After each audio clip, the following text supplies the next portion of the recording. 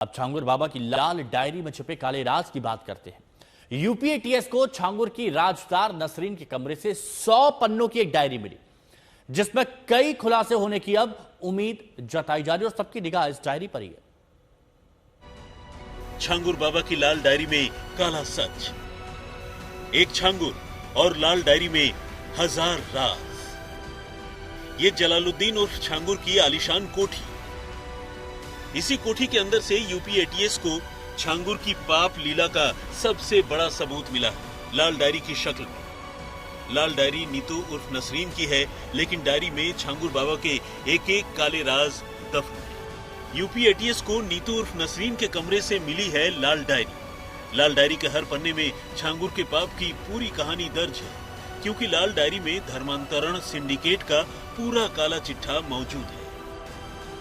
नीतू उर्फ नसरीन की लाल डायरी के पहले पन्ने में विदेशों से फंडिंग का हिसाब किताब मौजूद है, यानी कहां कहां से फंडिंग हुई और फंडिंग करने वालों के नाम क्या है। लाल डायरी के दूसरे पन्ने पर धर्मांतरण सिंडिकेट से जुड़े छांगुर बाबा के गुर्गों के नाम है और किस गुर्गे को कितनी रकम दी गई, इसका जिक्र मौजूद है।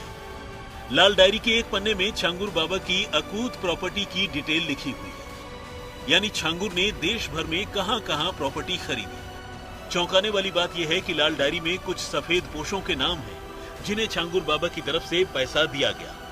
लाल डायरी में एक पूर्व आईपीएस का भी नाम लिखा हुआ है। जांच टीम पूर्व आईपीएस से छांगुर के रिश्तों को खंगाल रही है। आशंका यही है कि छांगुर बाबा ने कुछ स्थानीय नेताओं और सरकारी अफसरों को खुश करने के लिए मोटी रकम दी है। संभव है कि बदले में छांगुर ने सफेद पोशों का इस्तेमाल पीड़ितों का मुंह बंद करवाने के लिए किया। दरअसल लाल डायरी में करोड़ों के लेन देन का हिसाब लिखा है।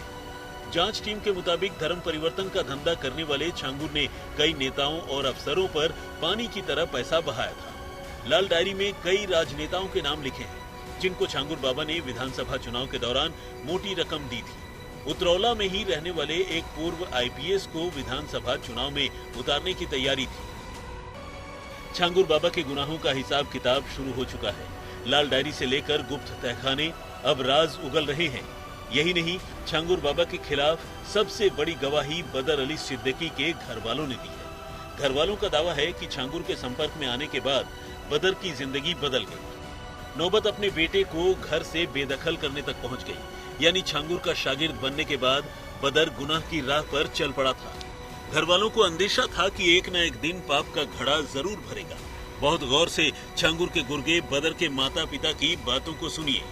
महमूद अफसर और बदर का में कुछ नहीं लगता, कुछ भी नहीं लगता। क्यों ऐसा क्यों कह रहे हैं? प्रशासन ऐसी औलाद से ना औलाद होना बेहतर है। समझा गया, हुआ था, मर गया, बस इतना कहते चला वापस। ये बदर की मां है। मां का दावा है कि 2019 के बाद से बदर से कोई संपर्क नहीं हुआ। बदर कहां है, घर वालों को पता नहीं। एटीएस की जांच में छांगुर गैंग के नेपाल कनेक्शन का बहुत बड़ा खुलासा हुआ है। तफ्तीश में पता चला है कि कानून को चकमा देने के लिए छांगुर के गुर्गों ने भारत नेपाल बॉर्डर पर बसे गांवों से ऑपरेट करना शुरू कर दिया था। स्थानीय लोगों का दावा है कि बीते कुछ सालों में हिंदू लड़कियों ने अपना धर्म बदला है। कई बार लड़कियों को पैसों का लालच देकर फंसाया गया। छांगुर गैंग का खौफ ऐसा था कि नेपाल में भी स्थानीय लोग अपनी जुबान खोलने से डरते थे। छांगुर और उसकी मंडली पर कानूनी शिकंजा कसा तो अब पीड़ित लड़कियां मुंह खोलने की हिम्मत जुटा पाई। धर्मांतरण सिंडिकेट की जांच कर रही यूपी एटीएस 1 दर्जन से ज्यादा पीड़ित लड़कियों का बयान दर्ज कर चुकी है और वो नीतू उर्फ नसरीन से भी पूछताछ के दौरान कई राज उगलवा चुकी है। यानी पीड़ितों को इंसाफ मिलने की उम्मीद है, क्योंकि छांगुर की मंडली का कानूनी हिसाब शुरू हो चुका है। आशीष श्रीवास्तव के साथ आज तक ब्यूरो।